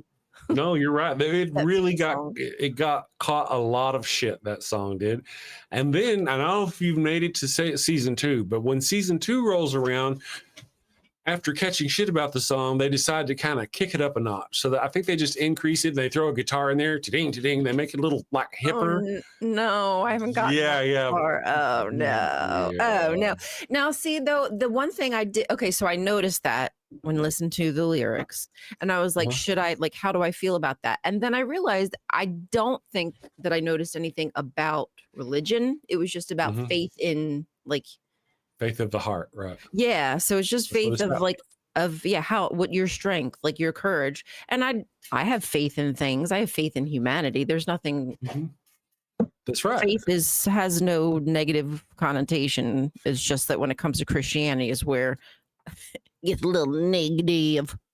That's right. That's part of where the faith of the heart thing can be just as misunderstood and seen as not correct as the prophets from Star Trek Deep Space Nine. Because at first, it seems like, wait a second, is Deep Space Nine admitting there's gods or some business? Right. But when you get into the show, you find out, they don't really think they're gods. They just call them wormhole aliens, and they become just aliens. So there's that. So real quick before I get too far, Ember says I didn't watch Enterprise because of the song. I was like, clearly this isn't Star Trek. If you want to see isn't Star Trek, wait till you get to Discovery. Now listen, I am a person who, if you remember my chat, Ember, or anybody, I'm all about equality when it comes to personal sexuality and all this thing. Discovery has got all that. They've got gay people, trans people. They've got everybody in this thing. The further you go in the show, the more they bring it out. That's fantastic. I love it. That's great. I love it. The bad thing is it's not Star Trek. A lot of it is just not Star Trek, and a lot of it is just shit writing. It's shit, stupid writing where they just talk too much. It's just boring.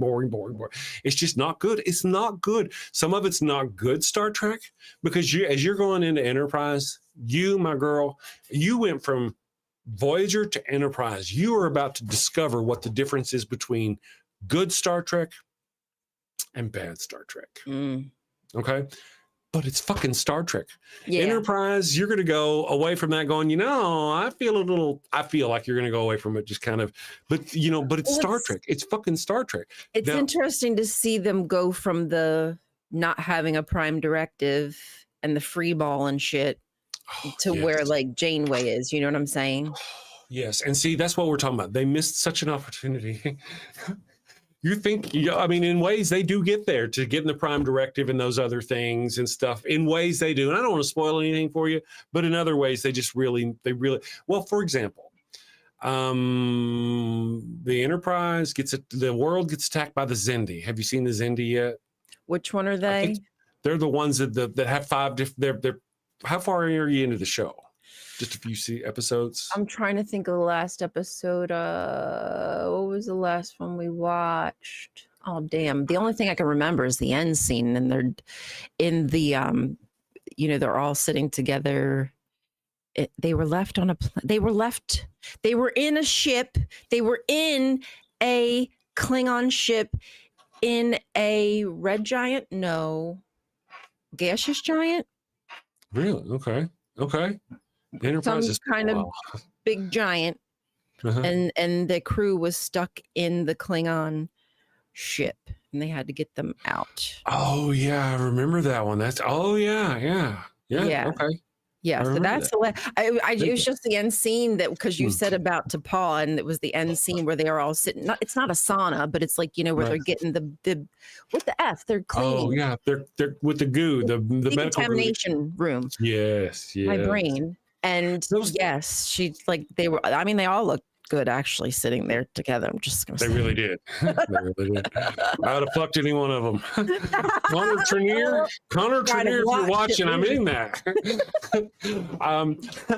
So that's kind of the deal. I really enjoyed it. It just wasn't. All right, here's what I'm saying whenever I say they miss the opportunity. You've never heard of the Xindi before. You've always watched Star Trek. You've never heard of the Xindi. You watched the original series. You watched The Next Generation. You watched the Voyager. You've never heard of the Xindi. Who the hell are the Xindi? You've never heard of them until Enterprise. Well, what's supposed to happen is Archer and the first Warp 5 ship get launched just before the beginning of the first Klingon War. Or some of that business. Klingon-Romulan War. I'm sorry, Klingon-Romulan War. The Klingon-Romulan War. There's the human-Romulan War. So they could have done the human-Romulan War and shown us the tension and all the things that happened to that using that scenario. They could have shown that, but instead of sticking to the canon timeline that they had established in Star Trek, they decided at the beginning of season 2 to introduce the Xindi and bringing in this time war. And you'll see it. Yeah, they bring it in right from the very beginning. The temporal war. The temporal war. It's actually part of the temporal war. And in season 2, you'll see it. You'll see the Xindi and you'll see the different races. Well, the Xindi shouldn't be there at all. We should be going to war with the Romulans. That's who we should be. And we should. It's kind of interesting to introduce a new species that you'd think would have been you'd already have known. You know what I'm saying? Like, how would there be species in that sector that you've not heard of? Right. Here's another one. Here's Quadrant or whatever. I love that. We're going to turn you into sci-fi Star Trek nerd.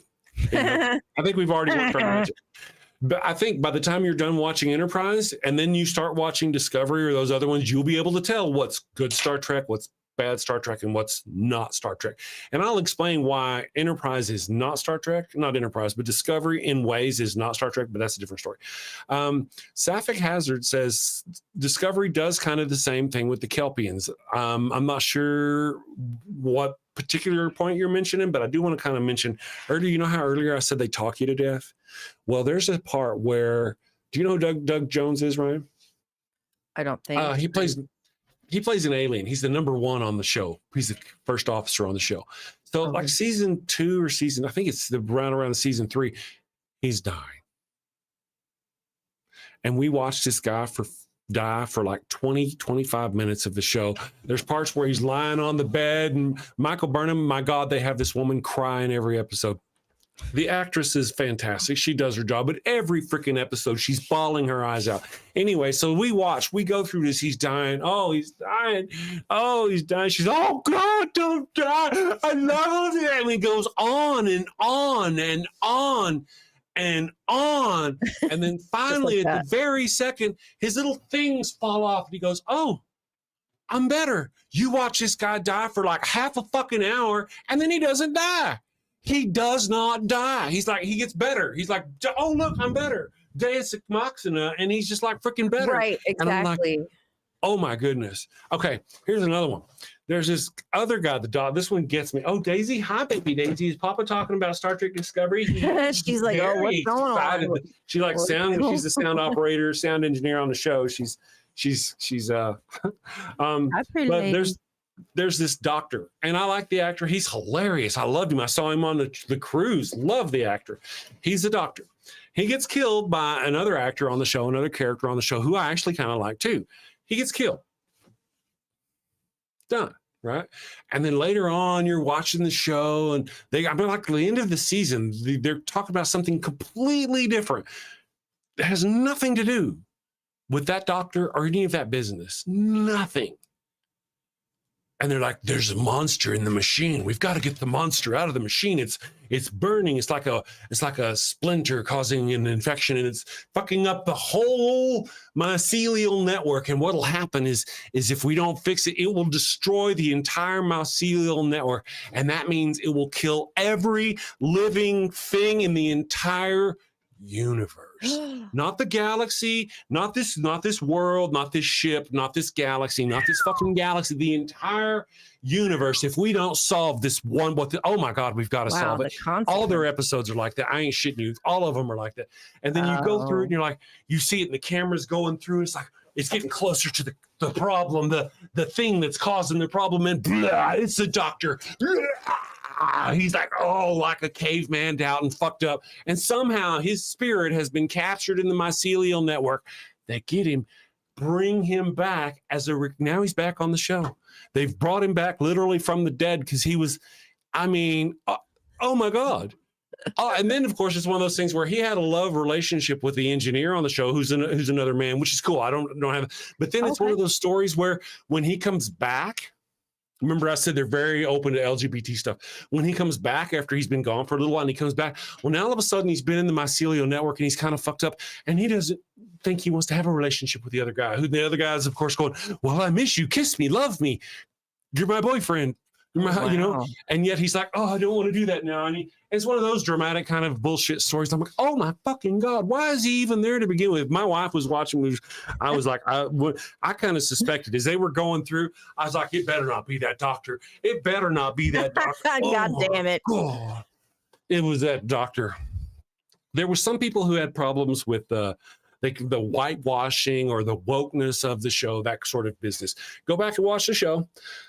The first season of the show, the only white heterosexual men on the show are villains, murderous, scrupulous villains.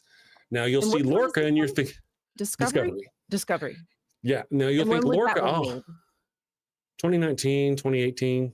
Is it done?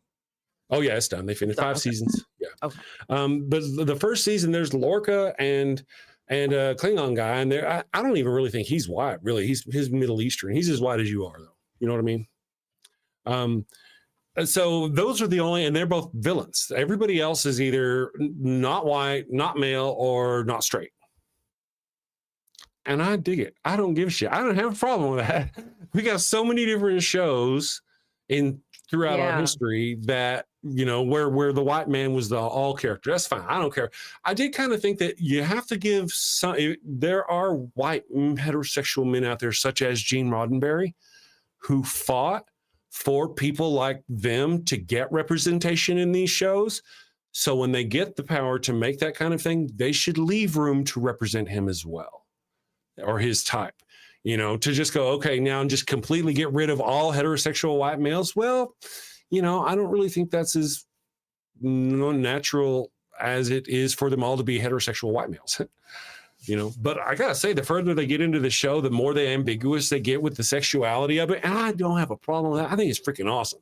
I think it'll be more like that by the time we get there, you know, at least as people come up with their thing. But it was just a bad shit writing. It's horrible writing. Sapphic Hazard says, I feel like, and this is true. Now, I should have speculated human male. There are other creatures that are on the show that are identified as male that are not just different species or whatever, gay, or that are not bad, that are not whatever I'm trying to say, you know. But as far as if there is a human heterosexual white male on the show in the first season, he's a villain. Now, you don't know that with Lorca until the second season, but long story short, did somebody actually go stop talking about this shit? That's for Sci-Fi Saturday. It's probably the wife. No, that's Xfinity stalking me. Not the wife. But, you know, I mean, so I don't have the problem with those things. As you get through the show, you'll know things like, you probably haven't seen any shows with, maybe you've seen shows with the Iconian gates, to where these gates from these ancient species, 100,000 years dead, who they had these gates, and you could step through this gate and literally be anywhere in the universe in seconds. That's Star Trek. That was from the original Star Trek. One of the most emotionally poignant episodes of the original Star Trek involves Captain Kirk and, I can't remember her name. Edith is the character's name. Edith is something. But the actor, I think it was Joan Crawford or Joan Collins, somebody like that. Joan Collins, okay. Yeah. So at the end of it, he had to let her get hit by a truck in order to keep the timeline correct. And he knew that through part of the thing. Mm-hmm. And you know, in that show, they got there through this machine.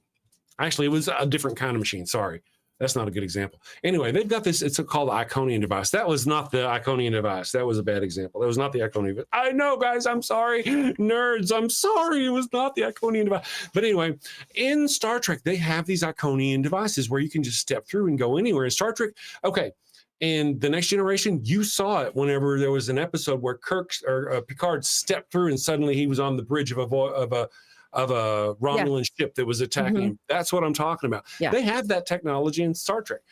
In Discovery, the whole trick to their main ship is that there's this super secret mycelial network. It's not super secret. It's just a mycelial network, spore network, throughout the entire universe. All the universe and all of these subsequent universes are all connected, all of them everywhere through this mycelial network.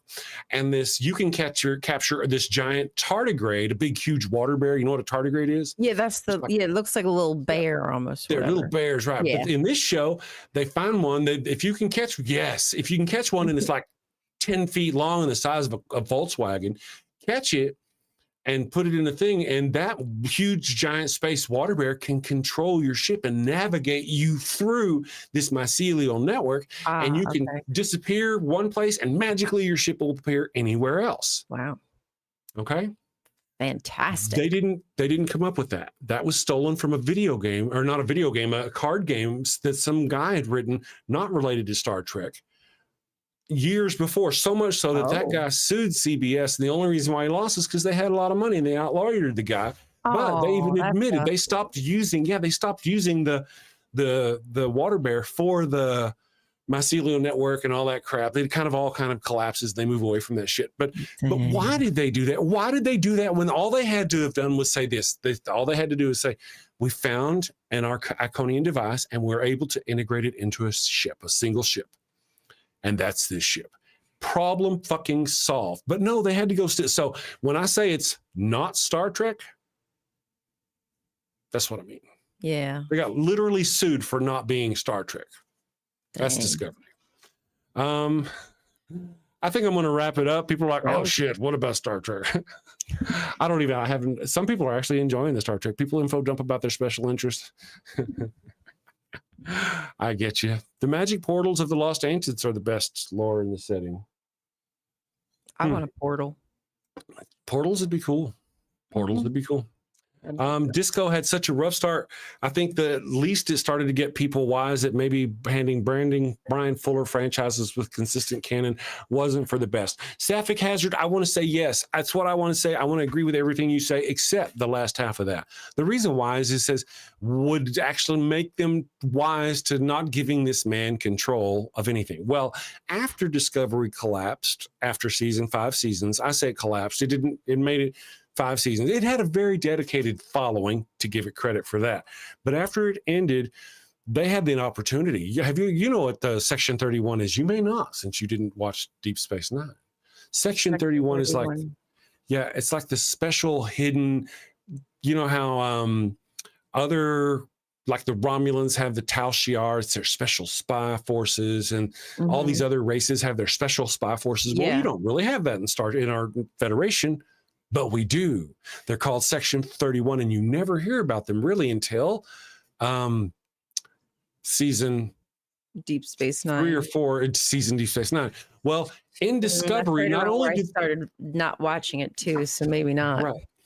So yeah, in Discovery, not only do they talk about it openly like it's nothing, and everybody fucking knows who this is, and this is supposed to be well before Archer, even, I think. Anyway, no. I don't remember. Anyway, no, it's not before Archer. It's not before. Shut up, Chris. Anyway, so, but I forgot my fucking point. You said they don't even talk about it. Yes. Well, here we go. So this whole thing, this show was that bad. This, the Tal Shiar and all this, it was that bad, and yet after the show, they created a movie called Section 31, a movie featuring Michelle Yeoh. If you know who Michelle Yeoh is, Oscar-winning Michelle Yeoh. And you're thinking, this is going to be awesome. It's going to be a new Star Trek movie. The Discovery didn't kind of go well. Parts of Discovery, like Strange New Worlds, Captain Pike showed up on Discovery. Spock and Pike show up on Discovery for a few seasons or a few episodes. And then they go on to do their own new show, and it's called Strange New Worlds, and it's fantastic. That did not happen. You would think they had taken the opportunity and taken this show with Michelle Yeoh, Section 31, lots of wonderful a Federation spy movie. They made a movie rather than giving her own series, and it was fucking stupid. It's the stupidest damn movie I have ever seen. Go watch it. It is just. It wasn't good. Like a movie, like released in theaters. I'm saying that too. Like a movie. Yeah, go watch it. It is horrific. It is absolutely shit. Right from the beginning of the movie, it is shit. It is, and that's a shame because there's so much potential there, man. There's so much that you can. Brought to you by the creators of Discovery. Right. I guess so. Yeah, I know. It's a Trek heist movie. And see, I would have to watch. She says, I'm sorry. Pardon me. Sapphic Hazard says it's so dumb, but so fun.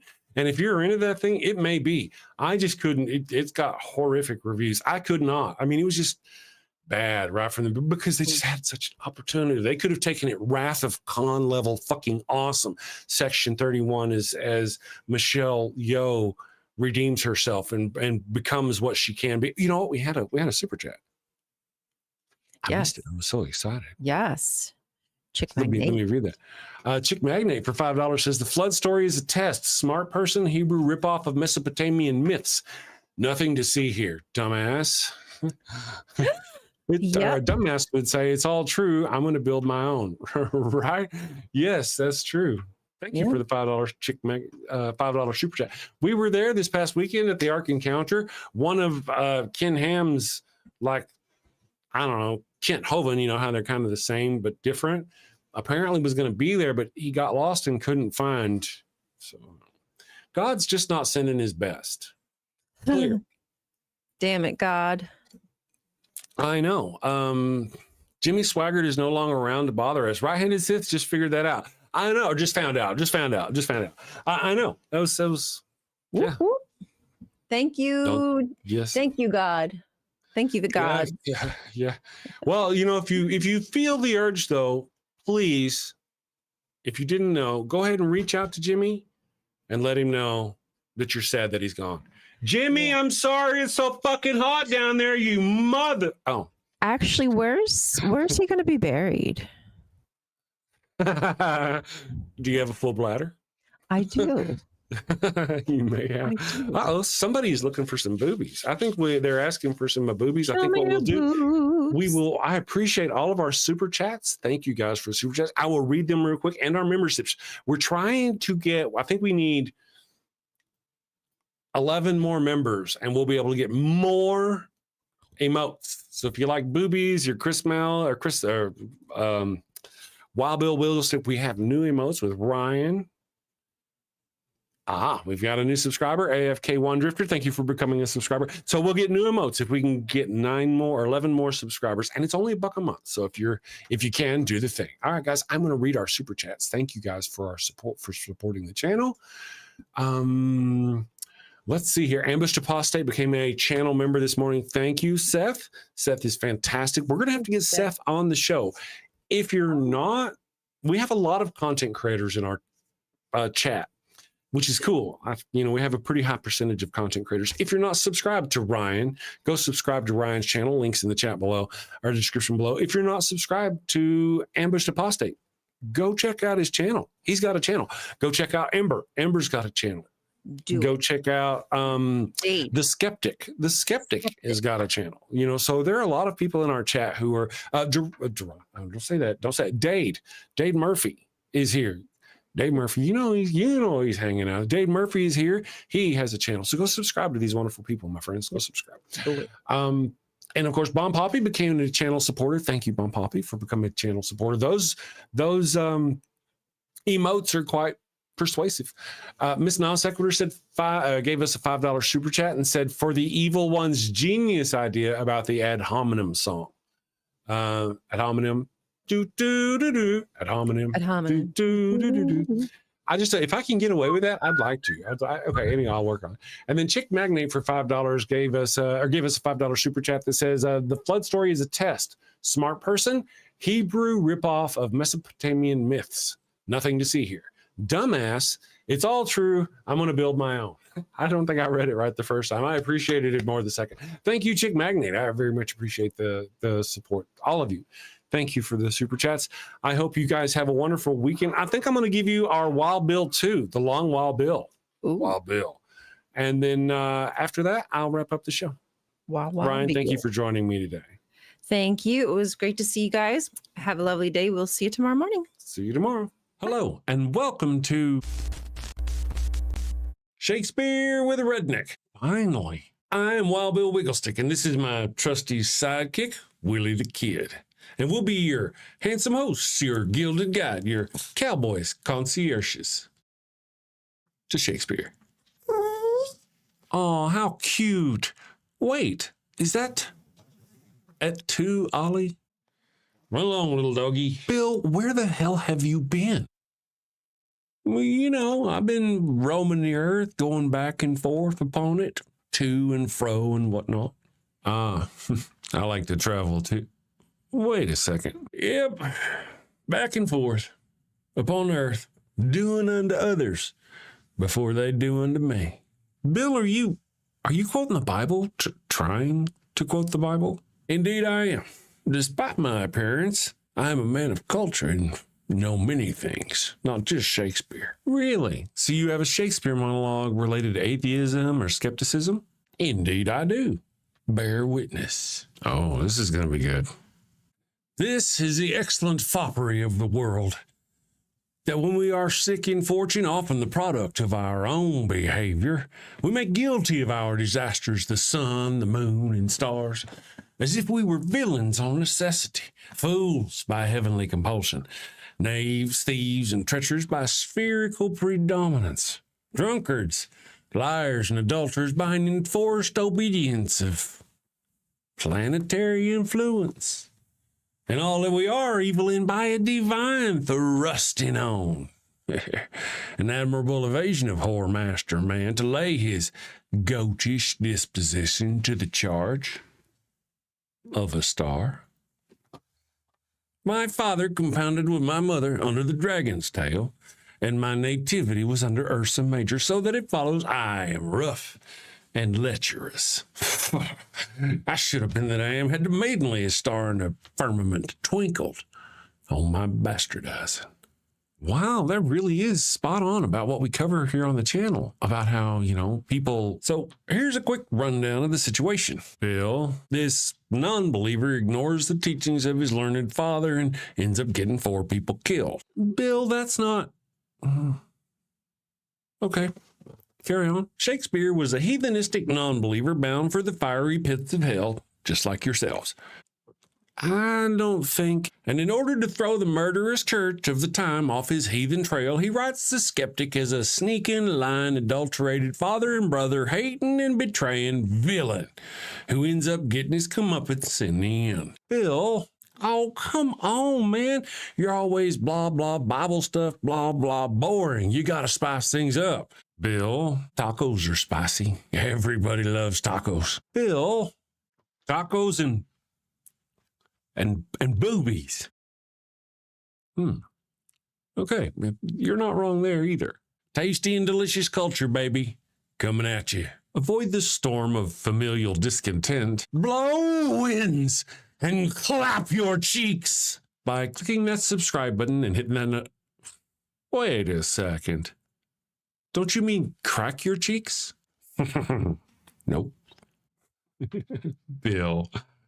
Send safely, my friends. Take care. Peace.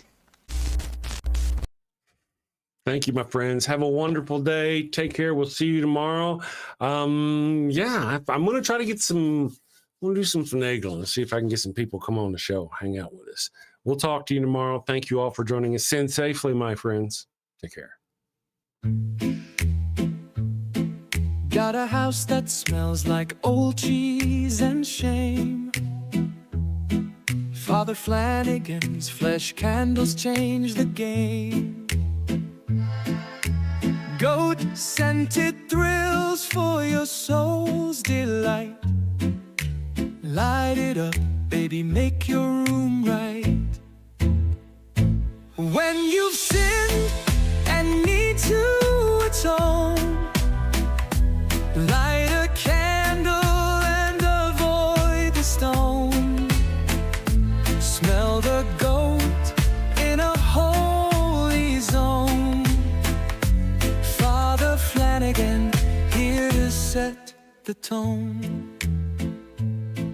Confession booths, busy, no need to stress. Light a candle and forget your mess. Gross odors vanish like sins in the wind.